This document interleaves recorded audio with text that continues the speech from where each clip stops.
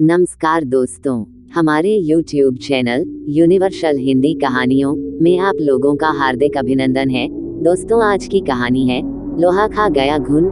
दोस्तों, कहानी अच्छी लगे तो हमारे चैनल को सब्सक्राइब और वीडियो को लाइक जरूर कर लेना।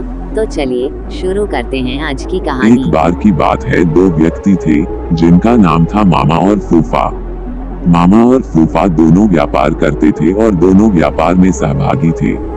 मामा ने फूफा से कहा, फूफा क्यों ना हम कोई ऐसी वस्तु खरीद लें जो जल्दी खराब ना हो और उसकी कीमत भी बढ़ती रहे, फिर हम उसे कुछ वर्षों बाद बेचें जिससे उसके मूलधन से ज्यादा दाम मिले। फूफा ने कहा, ठीक है मामा, तुम्हारी बात तो सही है, पर हम खरीदे क्या?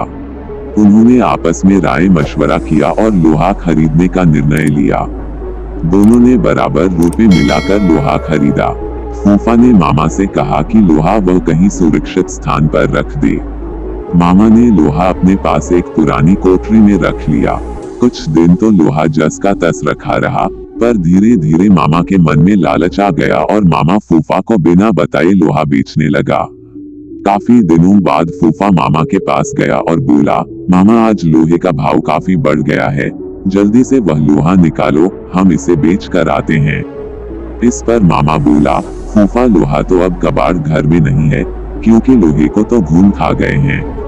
फूफा समझ गया कि मामा ने उसके साथ धोखा किया है और उसे बिना बताए सारा का सारा लोहा बेच दिया है। फूफा को क्रोध तो बहुत आया, पर वो बिना कुछ कहे सुने वहां से चला गया। इस घटना के कुछ दिनों बाद फूफा मामा के पास आया और बोला, मामा मैं एक बारात में जा रहा हूँ, बड़ा अच्छा इंतजाम है, अकेला हूँ, चाहो तो अपने लड़के को साथ भेज दो, उसकी भी मौज हो जाएगी और कल सुबह तक हम वापस भी आ जाएंगे। मामा बोला, क्यों नहीं, बेशक तुम मेरे लड़के को अपने साथ लेकर जाओ, और हाँ, इसे बारात में अच्छी तरह खाना वाना खिला देना। फूफा बोला, यह भी भला कोई कहने की बात है मामा, तुम निश्चिंत रहो। इस तरह 2 दिन बीत गए। मामा का लड़का अभी तक घर वापस नहीं आया।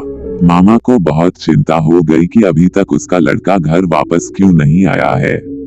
वो अपने लड़के के बारे में जानने के लिए फूफा के पास गया और बोला, फूफा मेरा लड़का कहाँ है? वो अभी तक घर वापस क्यों नहीं आया है? फूफा ने कहा, क्या बताऊं मामा, रास्ते में एक चील तुम्हारे लड़के को उठा कर ले गई। मामा बोला, ये कैसे हो सकता है, भला कोई चील 12 साल के लड़के को उठा कर ले जा सकती है? सीधी तरह मेरा लड़का मुझे वापस करो, नहीं तो मैं राजा भीम के पास जाऊंगा। फूफा बोला, ठीक है मामा, चलो राजा जी के पास चले, अब वही न्याय करेंगे। मामला वहां के राजा भीम के सामने पेश हुआ। राजा भीम ने सारी बात सुनी और आश्चर्यचकित होते हुए फूफा से कहा, देखो फूफा, तुम झूठ बोल रहे हो, भला कोई चील 12 वर्ष के लड़के को उठाकर अपने पंजों से आसमान में ले जा सकती है? इस पर फूफा ने उत्तर दिया, कथा कहूं कथावली, सुनो राजा भीम, लोहा को घुनन खाया तो लड़का ले गया चील। इस पर राजा भीम सब समझ गए और उन्होंने मामा को आज्ञा दी कि वो फूफा का लोहा वापस कर दे, और फूफा को कहा कि वो लड़के को मामा के पास वापस पहुंचा दे।